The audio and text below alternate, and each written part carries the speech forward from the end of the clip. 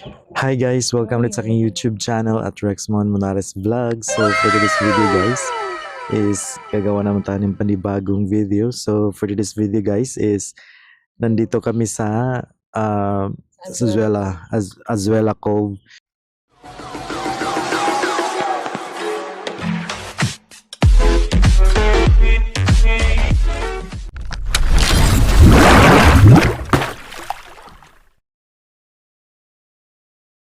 Kung saan dito kami nagja-jogging ngayon guys kasi bali ngayon is day off namin. So wala kaming pasok. So ibig sabihin magja-jogging muna kami guys kasi gawa nang wala naman kaming ginagawa doon sa bahay. Magja-jogging muna kami. So ngayon guys is morning. Time check is anong oras na ba? 6:36. 6:36 in the morning. So kasama ko yung baby loves ko guys. So, yan. Hello, mag-hi ka. Hi guys, welcome to my vlog.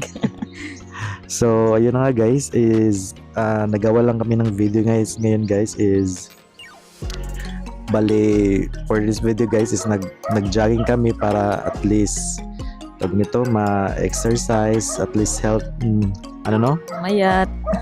mamayat. Yeah. Bakit ba? Malapit na yung wedding, dapat hindi na tayo mataba. Hindi na dapat. Mabawasan yung timbang natin.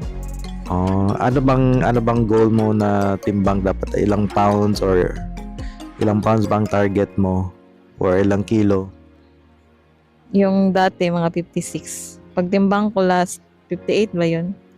58 ba yun? 58. From 63. Siguro, sa akin na magkano ngayon dati? 80 no? 70 na lang. 70 na lang. So, siguro mamaya or bukas kuhaan tayo magtimbang no, kung anong difference. Kasi maganda kasi yun guys, at least before kami, kasi yung kasal namin guys is this coming October 18.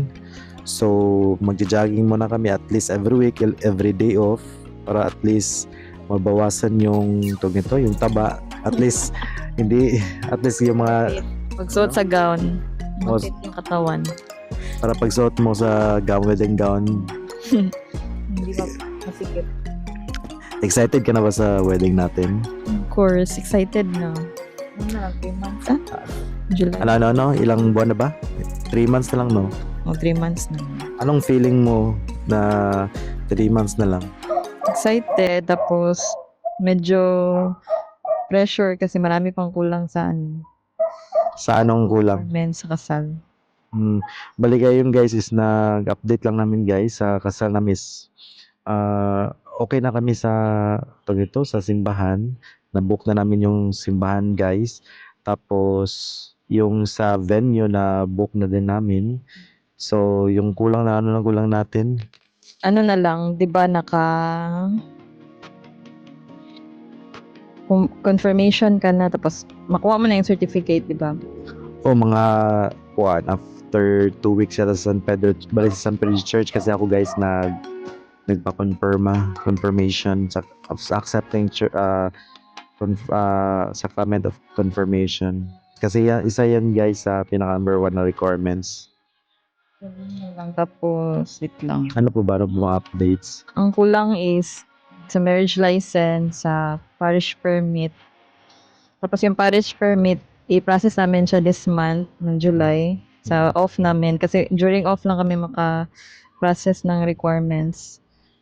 Tapos tapos confession. Tapos pagka-August, doon kami mag-process ng marriage license.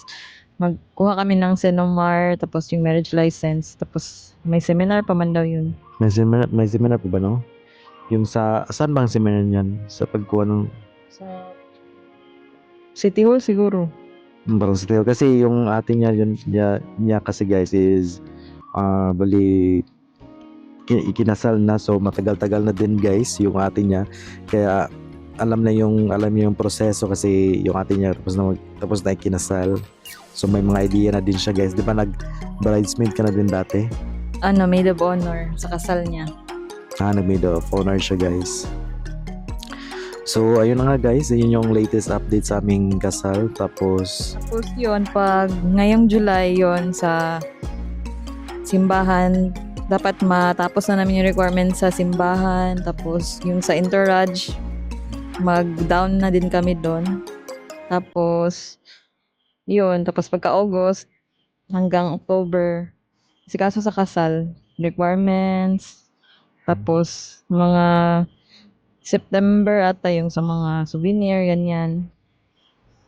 Magpa-print ng mga souvenir, invitation. Ah, sa mga souvenir. So sa souvenir guys is ano bang maganda kaya yung souvenir natin sa tingin mo? Ano, meron ako nakita sa TikTok pero hindi pa ako sure kung yun. Basta i-update na namin kayo guys kung ano yung Ano nga ba yung plano mo sa souvenir? sa souvenir iba sa mga kuan. Kuan. Iba sa mga ninong at ninang tapos iba din sa mga bisita. Tapos konti lang yung ipa-souvenir namin. Ano ba yung dati mong sinuggest na souvenir? Yung ano, ref magnet ba yun? Yun yung na-suggest na parang tawag nito parang ref magnet guys, yun yung na-suggest niya. Okay naman din yun guys, at least Pero okay magamit. siya kasi sa reception namin, kasama na yung ano, yung photo booth. So, parang souvenir na din siya. Ayo tama no. Tapos yun na guys, so okay na din yun. Tapos 3 months kasi ngayon guys is July na siya, first week of July na, so 3 months na lang. So step by step din guys, awan ng Panginoon, at least especially sa financial, no, nag-iipon pa rin kami guys.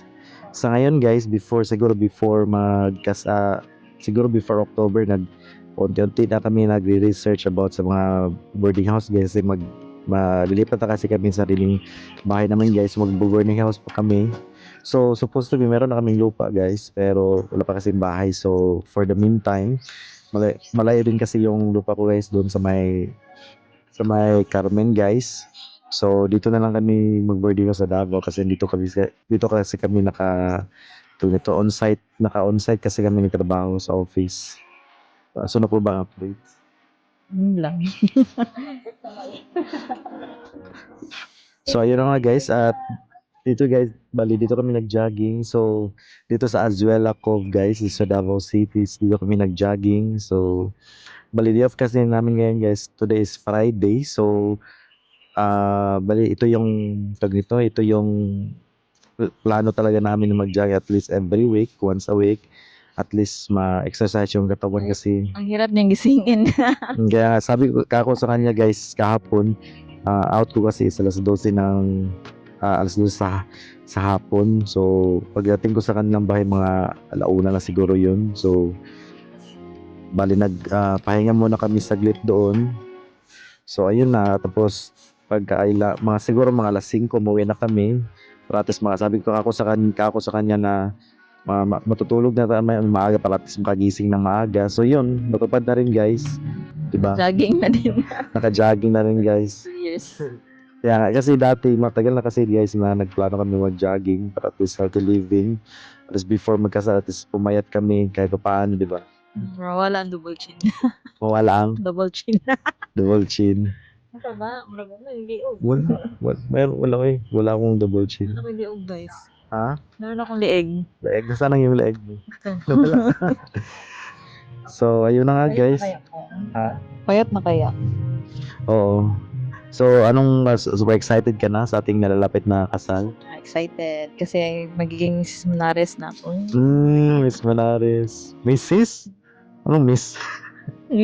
Mrs. Manares. So, ayun lang guys. Yun yung update namin guys sa kasal namin. So, for God's will, I hope na si God na rin guys ang provide sa aming financial. So, hindi talaga madali din pakasal kasi ang special sa financial. So, nilalaan na talaga namin guys sa Panginoon, siya na mag-provide sa aming financial. Everything will be set step by step. So ayun lang guys yung video namin guys for today's update today regarding sa nalalapit na kasal. So para sa mga karagdagang mga updates guys, huwag niyo akong kalimutan na i-like, share at subscribe ang aming YouTube channel at Rex Monares. Na! Bye bye guys!